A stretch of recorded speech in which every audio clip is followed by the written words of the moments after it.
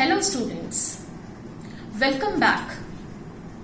I hope you all are fine and would have watched the earlier videos in which we discussed the principles of Henry Fayol. Today in this class we are going to start with the principles of F.W. Taylor.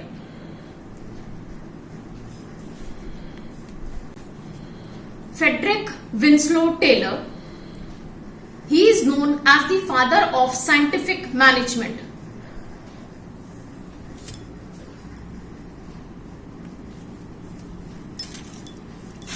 He is known as the father of scientific management.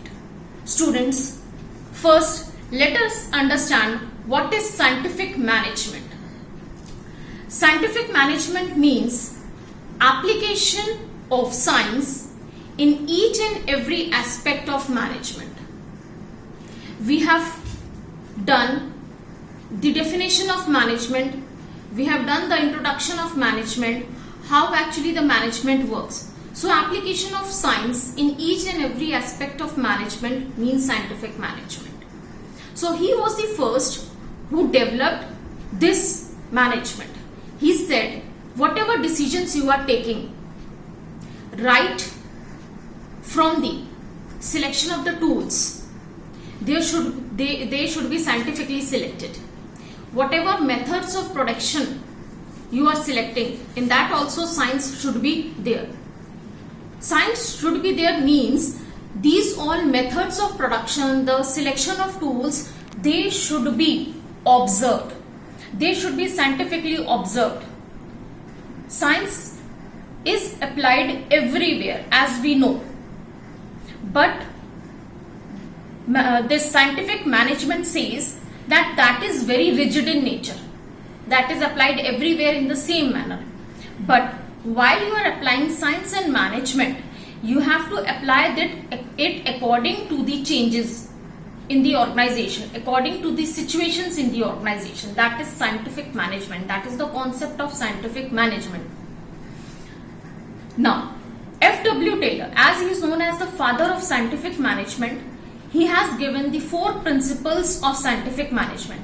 That is, science not rule of thumb, harmony not discord, cooperation not individualism, and the 4th is development of employees to their greatest efficiency and prosperity.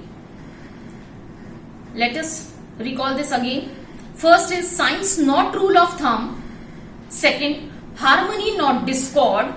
Third, cooperation not individualism. And the 4th is development of employees to their greatest efficiency and prosperity.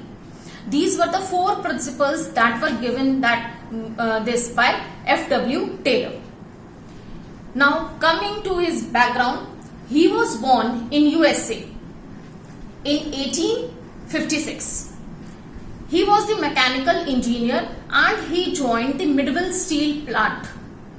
There he observed the workers while they were doing the task, and he was very keen to know. He deeply observed each and every employee while they were doing the work, as he insisted on the optimum utilization of resources.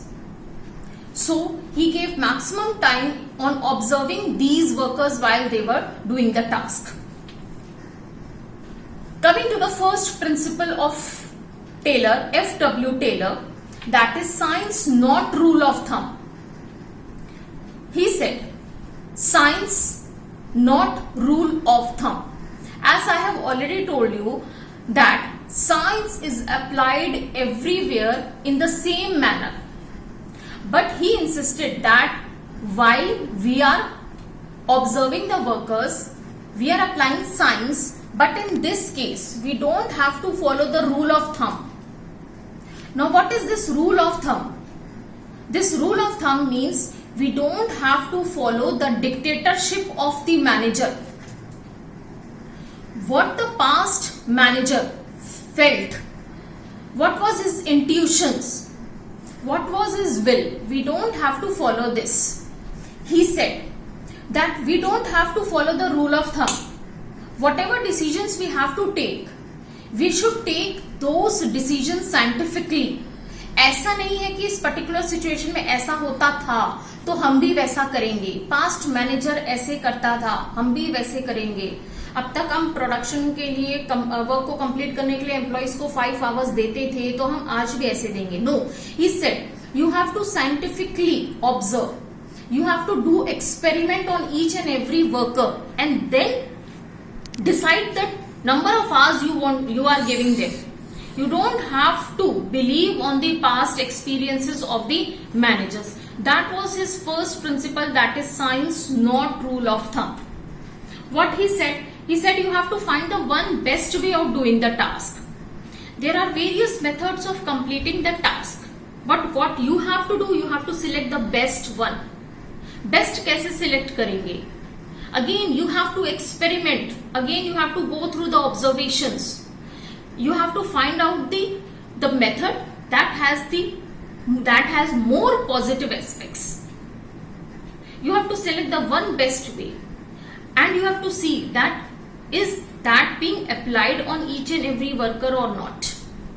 Then he said that you have to scientifically observe each and every aspect of management. Means you have to observe that whether the things are going in a scientifically experimented way or not. This was the first principle, that is science, not rule of thumb. Coming to the next principle, that is harmony, not discord. Harmony, not discord. Students, harmony means peaceful environment. And not discord means somewhere disagreement. What did Taylor insisted? Taylor said that there should be a peaceful environment in the organization. Students, in each and every organization, there are 2 groups automatically created. The first group is known as the management group. Now what is management group? The executives, those who are at the top level of management, एक उनका group हो गया. दूसरा group हो गया वो workers जो organisation का पार्ट है. स्टूडेंट्स, ये ऑटोमेटिकली क्रिएट हो जाता है. There are 2 groups created in the organization. The first is the management group and the other one is the worker group. Now there is a problem in both these groups. They actually work together in the organization, but they have some disagreement. Taylor insisted that what we have to do, we have to change the mindset of these both the groups. So that is why he has given a term that is known as mental revolution. Revolution means change, mental means mind. So Taylor said, what you have to do, you have to change the mindset of both the groups, as these both groups are very important, the management group and the workers group. What happens, students? These management groups, as per Taylor, he said that these management group, they think that the workers are good for nothing, and the workers think that we work day and night hard for the organization, and the maximum profit, the share is being taken away by the top level, the management. इन दोनों के बीच में हमेशा problem रहती है. Top level सोचता है workers जो है वो आते हैं, काम करते हैं, बातें करी और ऐसे चले गए. They are not very serious for the organization. Organization को लगता है हम मेहनत करते हैं और सारा का सारा जो है शेयर वो मैनेजमेंट ले जाता है. So there is a difference between them. So Taylor suggested that there should be a balance, there should be a change in the mind, there should be a revolution in their mind, and that is why he has said that there should be mental revolution between them. What will happen? अगर ये mental revolution होगा तो क्या होगा? अगर mental revolution होता है organization में तो both the groups, either it is the management or it is the worker, they both will work together for the goals of the organization. लेकिन उसके लिए होना क्या चाहिए? उसके लिए top level should always share the profit, should share whatever they are earning between the workers How? They should distribute the share so that the employees, they can also live a prosperous life.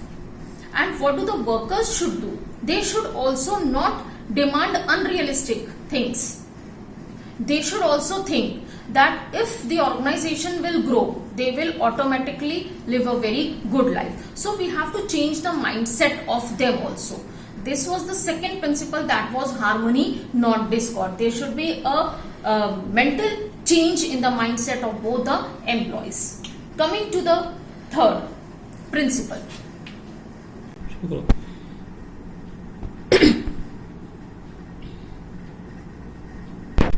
Now the third principle is cooperation, not individualism.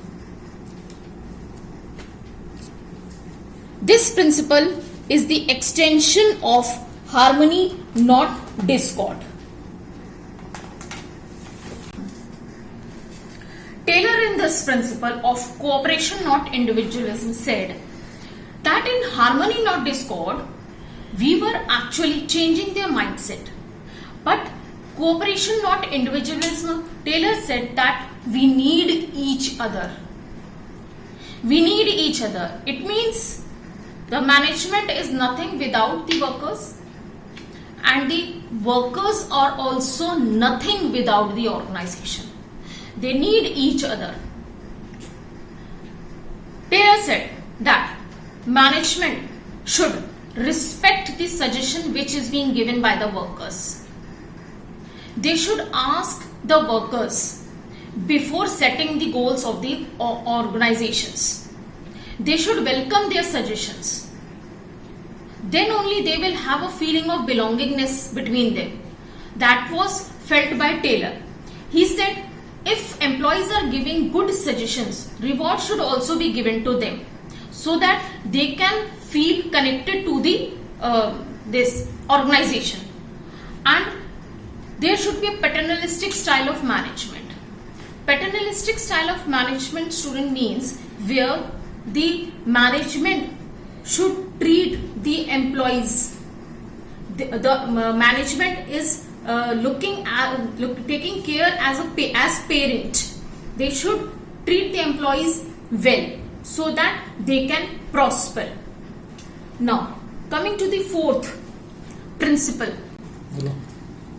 The fourth principle of Taylor said, development of worker to their greatest efficiency and prosperity. Taylor said that selecting the employee, again you should use scientific approach.